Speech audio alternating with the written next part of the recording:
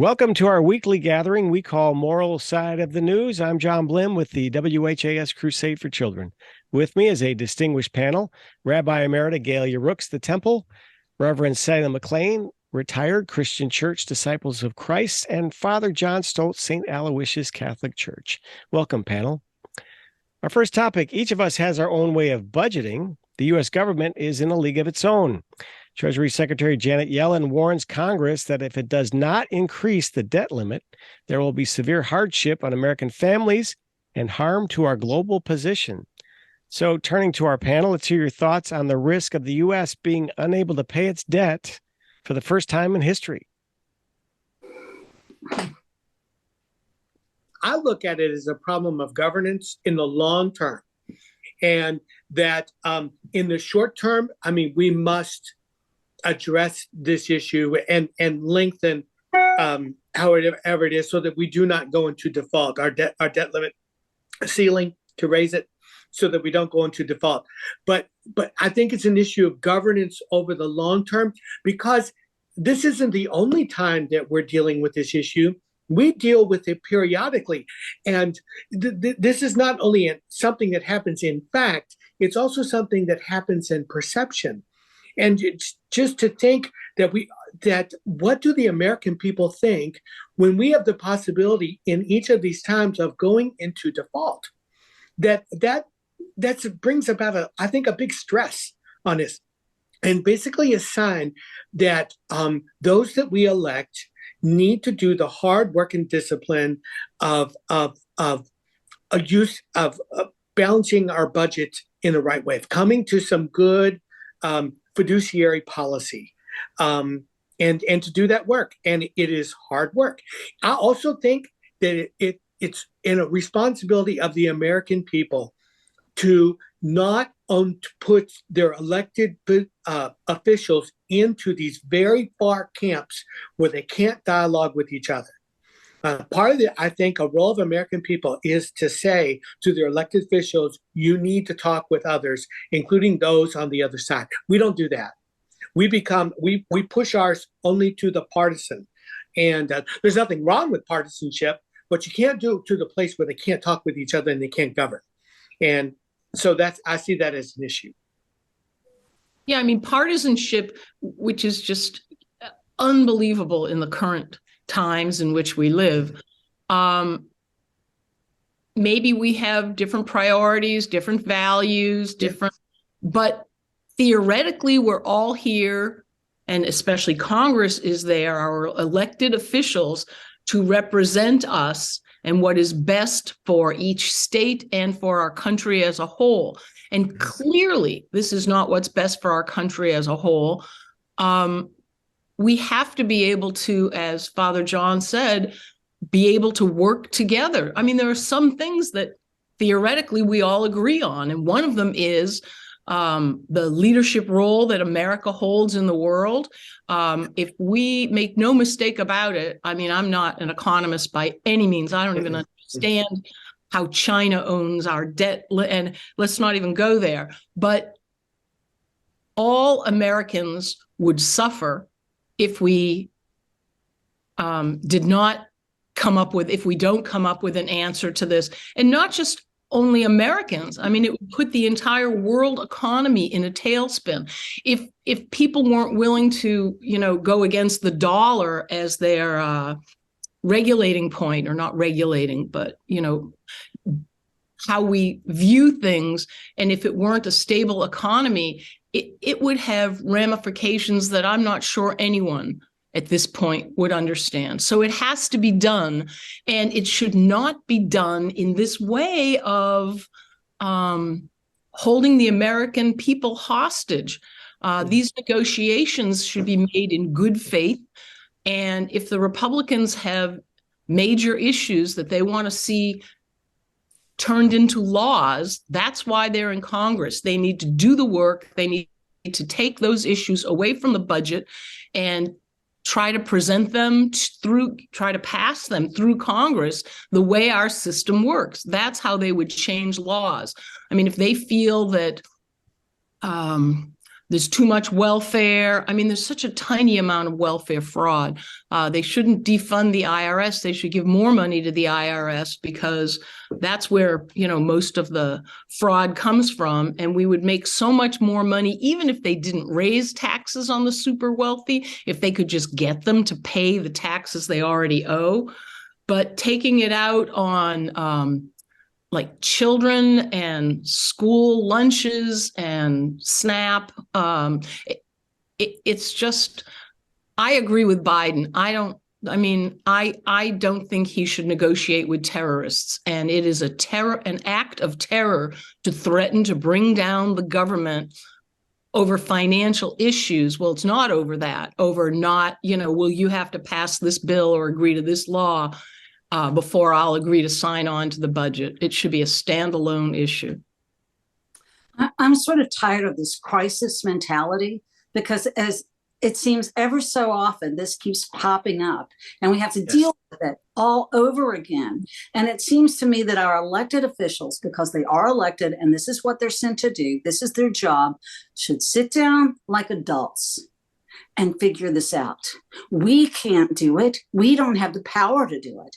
And yet we're going to suffer the consequences. So I'm tired of this mentality. We've got enough going on in our lives. And we can't handle what is their responsibility to do. So can we not get this done in a way that's equitable for everyone, which of course isn't going to happen, but how we can not make it so the rich keep getting richer and the poor keep getting poorer. So it seems like there should be some adult mentality that is ready to work this out. Yeah, I really believe what you said about the rich getting richer and the poor getting poorer.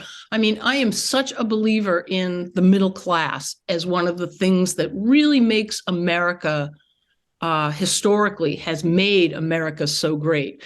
And I mean, there is no middle class. The wealthy are getting wealthier and the poor are getting poorer. And the jump from the poor to the middle class has never been so far out of reach. And it doesn't matter whether the debt ceiling crisis is, it's going to be mid-June or it's going to be early July. I mean, that's not the point. It's coming. And there are so many important things we need to be dealing with instead of playing these stupid posturing political games again and again. And I don't even mean because it makes us look foolish in front of the rest of the world. I mean because we have serious issues facing our country, and that's what Congress is there to do. It makes me wonder, I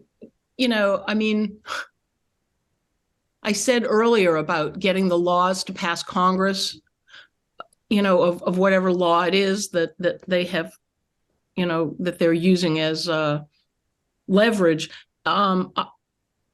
It makes me wonder if everyone really is in favor of keeping this democracy. I think we've seen hints and blatant statements and blatant actions against keeping America a democracy, like the safe and smooth transition of power to the elected officials. If you're not committed to democracy in America, you don't belong in Congress. And I think that those people should be voted out. Because if the middle class is something that makes America great, certainly it's democracy. And I just don't understand why people, well, I do intellectually understand, but I don't morally understand it. Well, we'll see what happens with the debt ceiling, and if that gets changed in the next few weeks or by June, is for sure.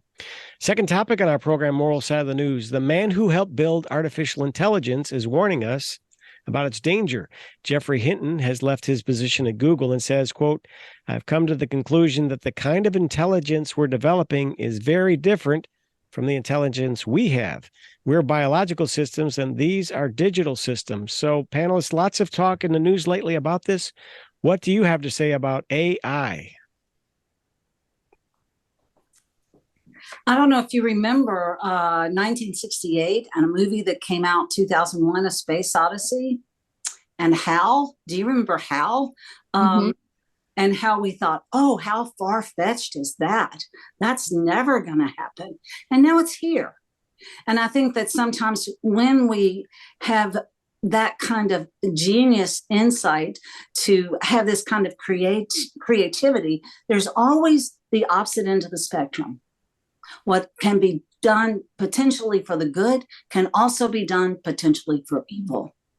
And so I think we have to be very careful. It's moved so fast that we've not been able to keep up with all the ramifications and all the decisions to be made. Yeah, I think that it's what you said about can be used for the good or can be used for evil is right on target. I remember, I think it was a museum in St. Louis, but with the invention of the airplane, they thought that that would put an end to war because, you could drop a grenade down onto people or, bombs or whatever.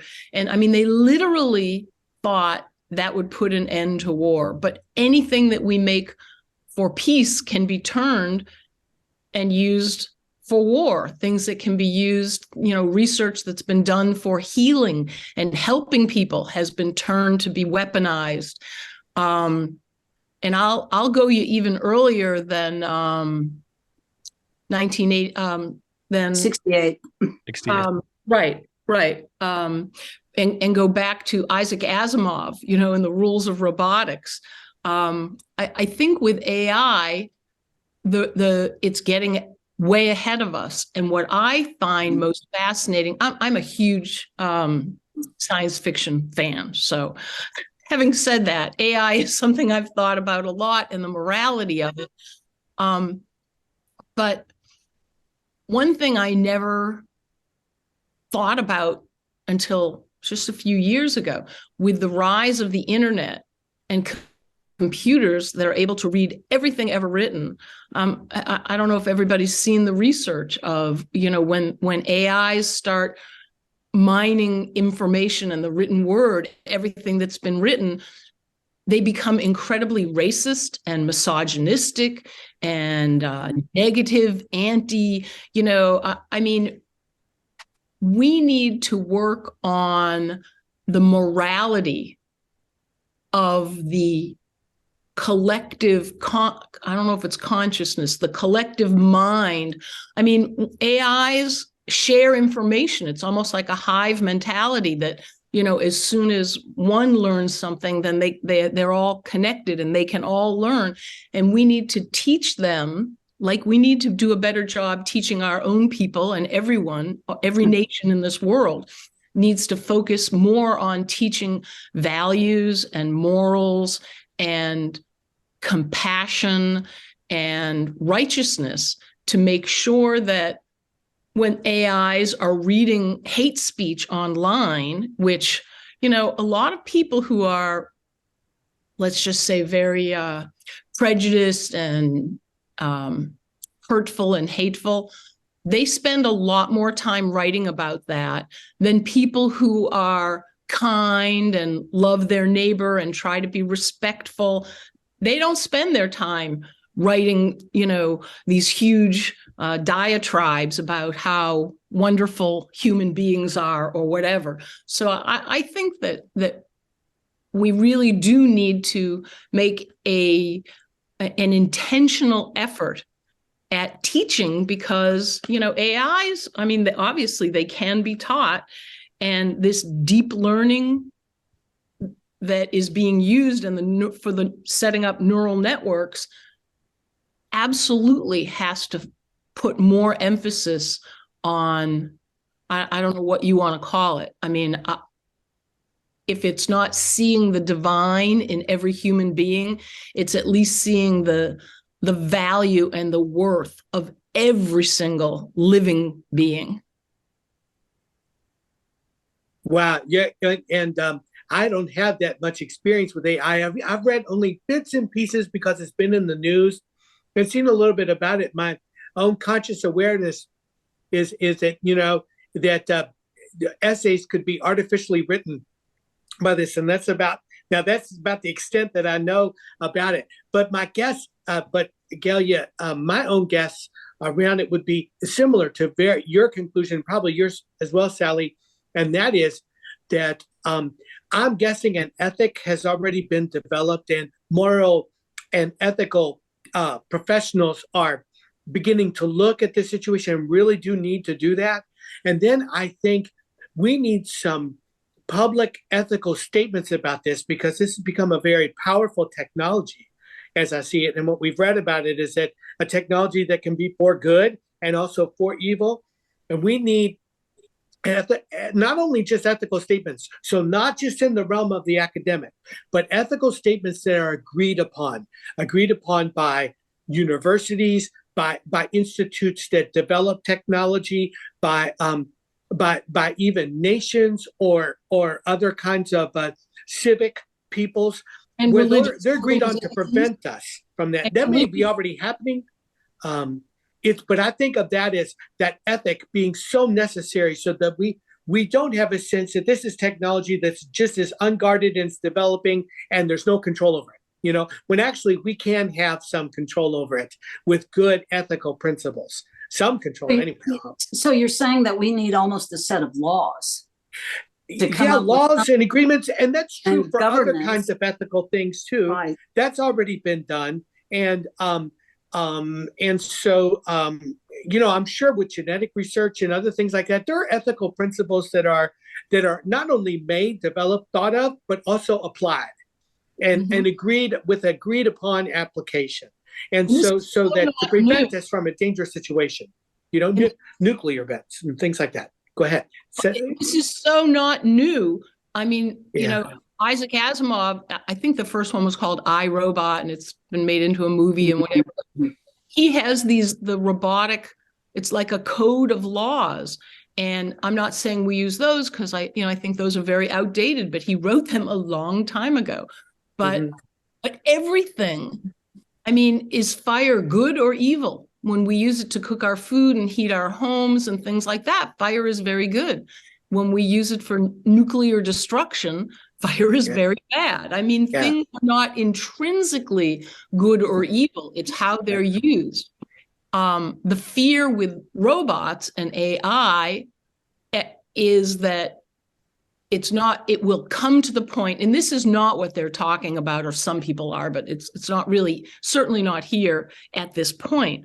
But the fear that they will start taking control and doing what they want. So let's say that, even though it was developed in America, some AI mega system decides that democracy is not the best answer. It's not for the artificial intelligence to determine, it's for us to determine. So things do need to be put into place for a moral compass. And not everyone uses religion for their moral compass, and that's everyone's right. But I do, when you were listing universities and this and that, John, I would add in, I would like the Vatican to make a statement about this. I would like the, different religious organizations to put that out there. Oh, I agree. Yes. To weigh in and have a set of standards.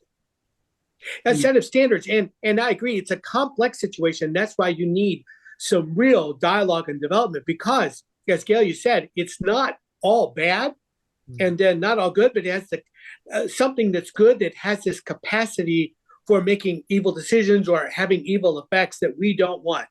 And it's also to help dispel fear. You use AI. You may not be aware of it. If you've ever said, Siri, tell me what the score of the Red Sox game is, it doesn't just give you its da-da-da-da, it's a sentence, like, oh, well, it's all tied up in the top of the fifth.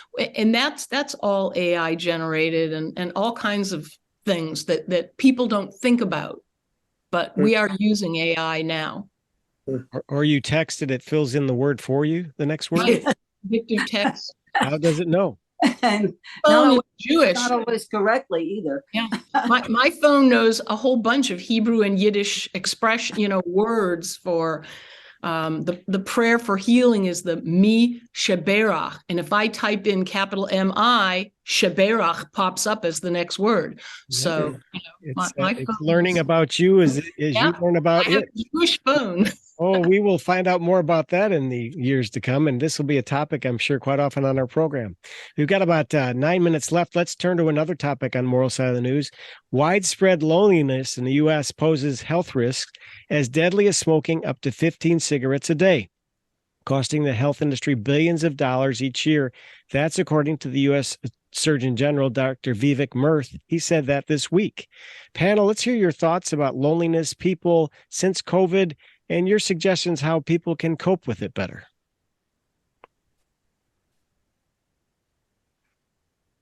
Well, I see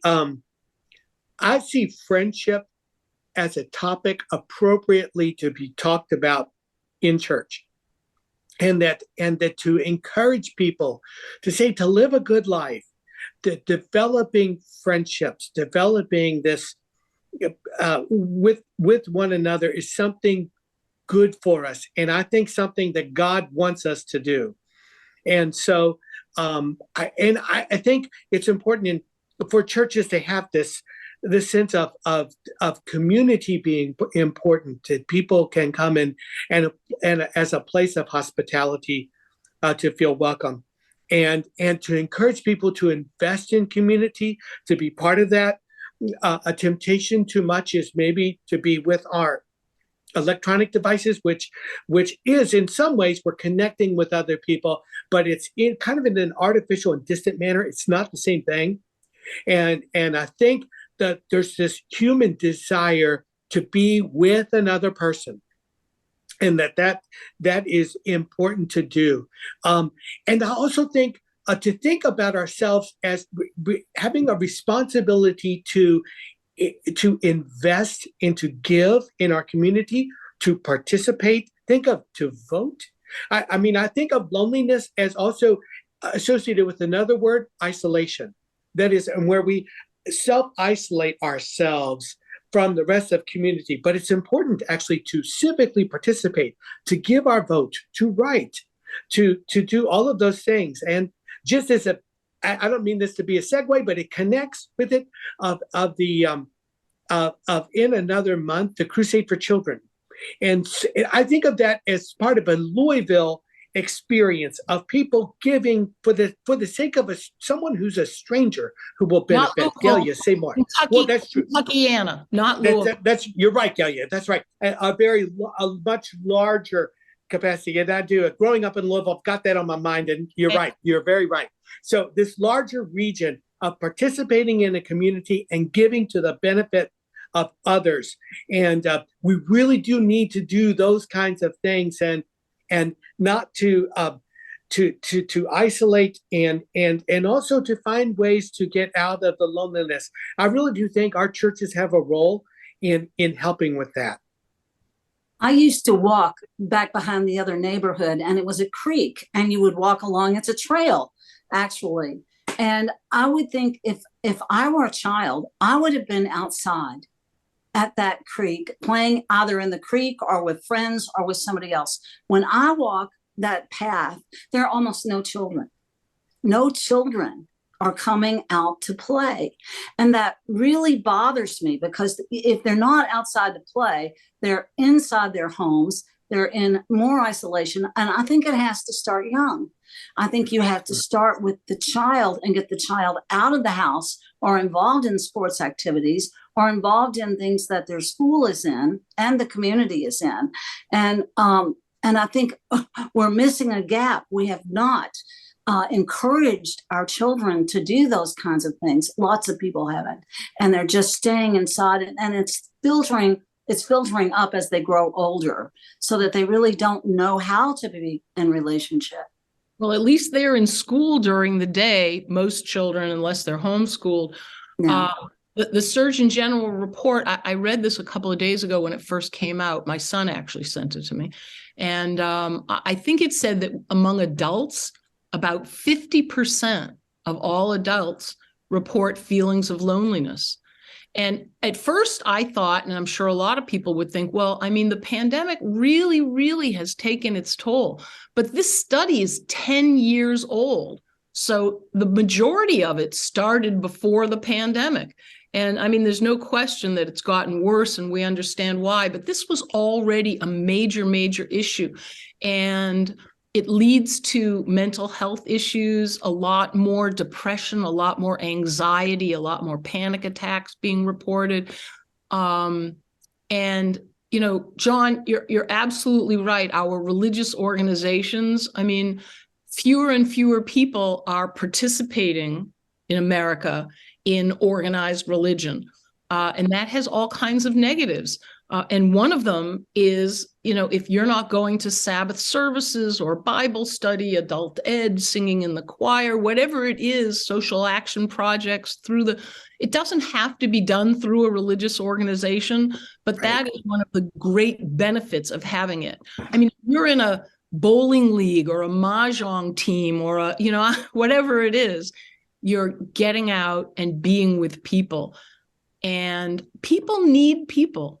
I don't want to get into the whole creation story, but in Genesis, Lo tov Adam liot levado, God says it's not good for the being to be alone.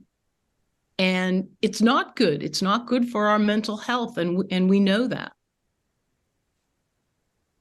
So on one hand, we had artificial intelligence and loneliness, perhaps, and now we talk about human compassion and community. Somewhere we need to meet in the middle and combine those two, don't we? Absolutely. I would think. But I love John's example of Crusade for Children because, I mean, we've seen, there's a 7-year-old with a lemonade stand. There are adults who are doing a challenge at work to see, I mean, and it's not just the coming together to raise the money. It's all the good. Think about the schools and the communities where that money goes. And I've been with Crusade for Children for, I don't know, way over 20 years. And we are now in every single county in Kentucky and all the way up to Indianapolis in Indiana. And, we've expanded that, which is, it's like spreading the light, spreading the good, spreading the care and compassion. So I love that you brought that up, John, as an example, especially since we're coming right after Derby. Well, it's not Derby yet because we tape on Thursdays, but right after Derby, then we start gearing up for Crusade for Children. And we also call it the Crusade family, do we not? And if you want to volunteer for Crusade, I encourage you to email or call them and say, oh, I was so inspired. I want to help. What can I do? And I'm sure someone will, whether it's counting pennies or whatever it is, ways to help. Many ways to help. Yes, Sally, you're right. We do call it the Crusade for Children. It is a big community event. It is family. It's a big reunion, and it's coming up June 3rd and 4th here on WHAS 11 and 840 WHAS Radio. Thank you to our panel for this edition of Moral Side of the News, Rabbi Gaylia Rooks, Reverend Sally McClain, and Father John Stoltz. You can catch this program again on YouTube later this week, and also join us again next week. And happy Derby. We hope you had a wonderful Derby weekend. And join us again next week for another edition of Moral Side of the News. Thank you, panel. We'll see you then.